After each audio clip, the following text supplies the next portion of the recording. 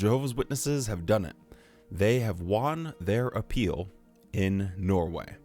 In a shocking turn of events and reversal of momentum, it looks like the only option now, don't know why my voice just cracked there, is to take it to the Supreme Court, which we'll have to wait and see if the state is going to do that.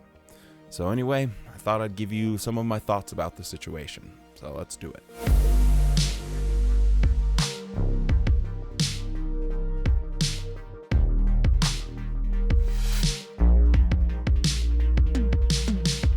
I'm reminded of an ancient military commander that was famous for battling the Romans with their sophisticated phalanx. He was held in the same regard as Hannibal, as Scipio Africanus. His name was Pyrrhus from Epirus. I can't remember exactly. It doesn't really matter. Camera just died there, so sorry for the weird edit.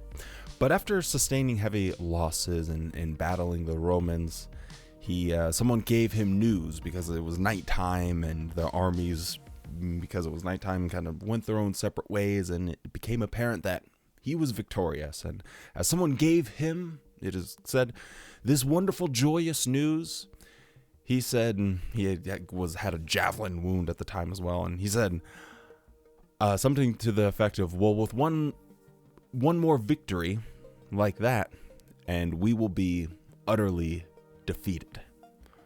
And I feel in some ways that Watchtower might be feeling this. I know that they will publicly say that, wow, what a grand victory, Jehovah is on our side, we were right all along, we weren't doing anything bad. This case will have legacy behind it, and hopefully it does create, and it no doubt already has created, a lot of negative publicity. And hopefully it creates a snowballing effect that will continue to happen. Now that I'm thinking about it, let me just actually read from Plutarch. Yeah, I actually have it right here. Because there's something I seem to remember. Where is old Pyrrhus from Epirus? There he is. I seem to remember something that maybe would be of good comfort and a little bit of fear for Watchtower. Where is this? Well, I'll just edit this here. Pyrrhus being wounded by a javelin in the arm and his baggage plundered by the Samnites, that in all there died of Pyrrhus's men and the Romans about 15,000. The army separated, and it is said Pyrrhus replied to the one that gave him joy of his victory, that one other such would utterly undo him. For he had lost a great part of the forces he brought with him, and almost all his particular friends and principal commanders. There were no others there to make recruits, and he found the Confederates in Italy backwards. On the other hand, as from a fountain continually flowing out of the city, the Roman camp was quickly and plentifully filled up with fresh men, not at all abating in courage for the loss they sustained, but even from their very anger gaining new force and resolution to go on with the war. Watchtower, you can enjoy your Pyrrhic victory for now. But just know that you parading around how God was with you all along and you will always win. Did you really win, though? At what cost? Because I look at the situation and I see this timeline of Watchtower bringing this up with the Tony Morris governing body update, where he made all Jehovah's Witnesses around the world aware of the situation. And he resolutely said that we are not going to change our disfellowshipping policy. Fast forward a little more than a year, and they made some micro adjustments to that disfellowshipping policy, even removing the word disfellowshipping altogether and calling it removal from the congregation. And they booted Tony Morris to get him out of the way as well. They removed the infamous shunning video that is so disgusting, showing exactly what it looks like when someone leaves the Jehovah's Witnesses and they try and call their family members, and nope, won't even pick up the phone. That video gave such an accurate depiction of what life is like without someone's family and the struggle that they have. And they just, hey, let's remove that. And they went so far as to even tell the court, hey, we have made these changes to our policies. So they've even admitted that because of pressure, they've made some adjustments. So all in all, I look at this situation and I see Watchtower willing to capitulate in order to save face. I see them as not the courageous, what do they call themselves? Guardians of their doctrine. I see them as, how can we legally weasel our way to essentially keep doing the same thing? And I don't think those things go unnoticed. There are hundreds, if not thousands, of people that left the Jehovah's Witnesses as a direct result of the proceedings with that Norway trial. There just is. I've had so many people reach out and they said, yeah, after seeing what Watchtower was saying about the case and what they knew as the practices, shunning people, preposterous. We have no such thing. They saw the organization for what it is.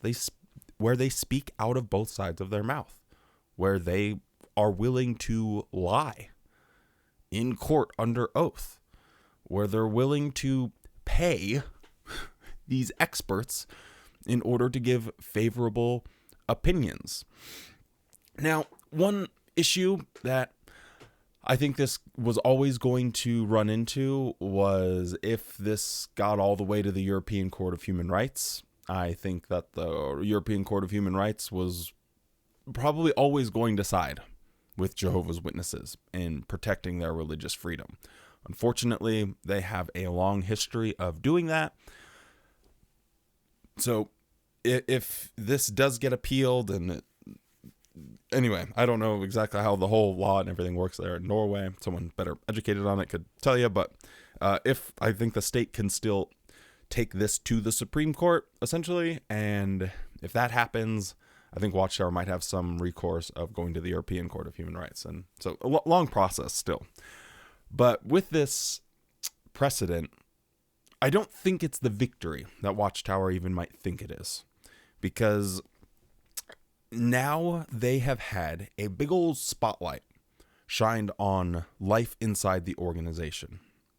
And where in the past, people thought of Jehovah's Witnesses as weird and strange and different, but good, honest, hardworking, true believers in their doctrine. Now, Jehovah's Witnesses will be seen to some extent in Norway and any other countries or places that were closely following what was happening here as well. They might have a small shift in how people see them from the outside. Instead of seeing them that way, they might be like, wait, aren't you guys the ones that shun your own children if they ever don't want to be Jehovah's Witnesses? That is such a massive difference from, aren't you guys the ones that don't celebrate birthdays?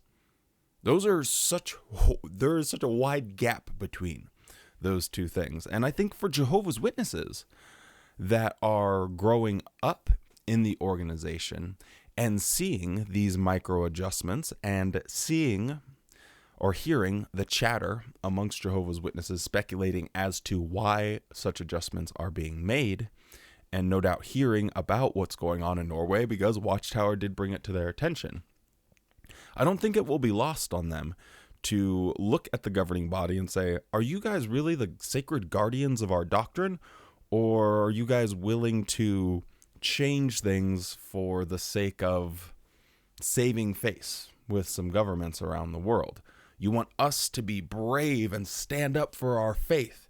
And yet, when Tony Morris says, no, we are never going to change that policy, you kicked him out of the way, shut him up, silenced him, changed the policies to some little way, and then move forward like nothing ever happened.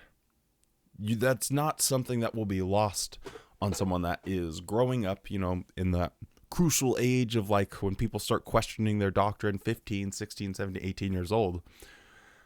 I don't think that those things will be lost on them. And the other thing is, this isn't going to make apostates less energetic about trying to expose this organization. This isn't somehow going to shut up the apostates. This isn't an answer.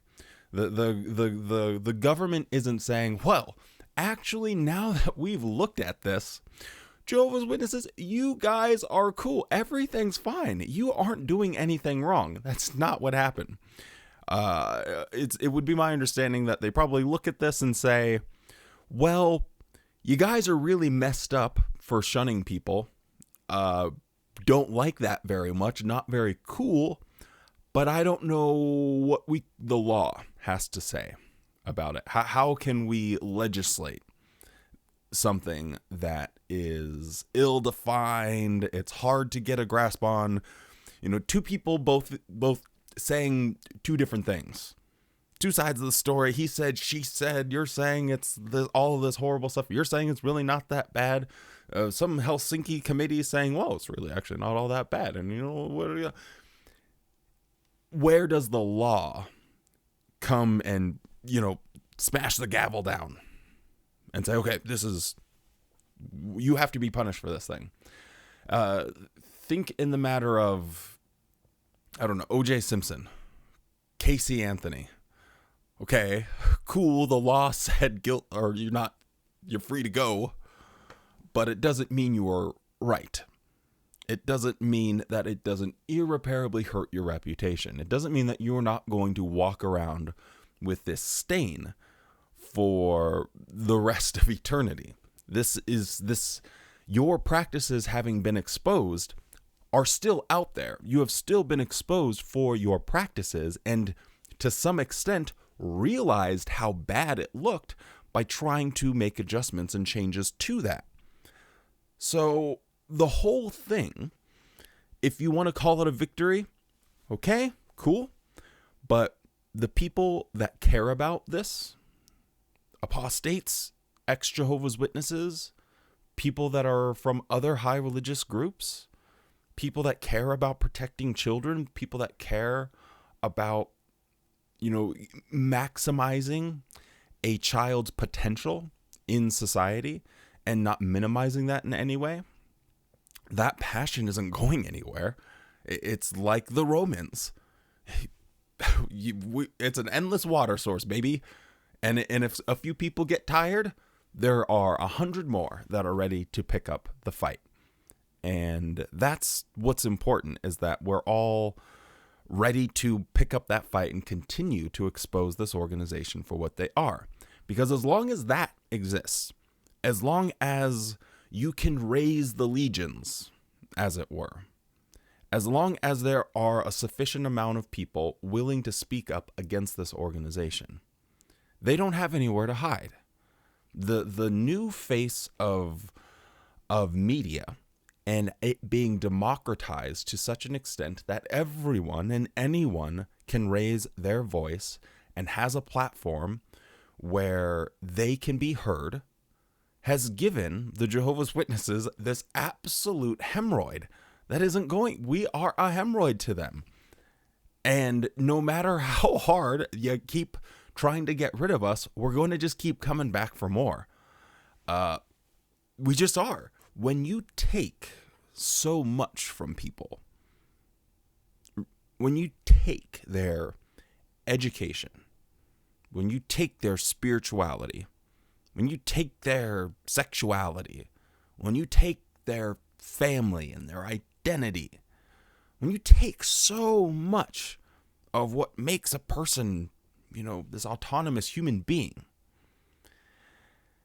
they are going to have a fire in them. Not everyone. Some people are like, hey, I'm glad I'm out.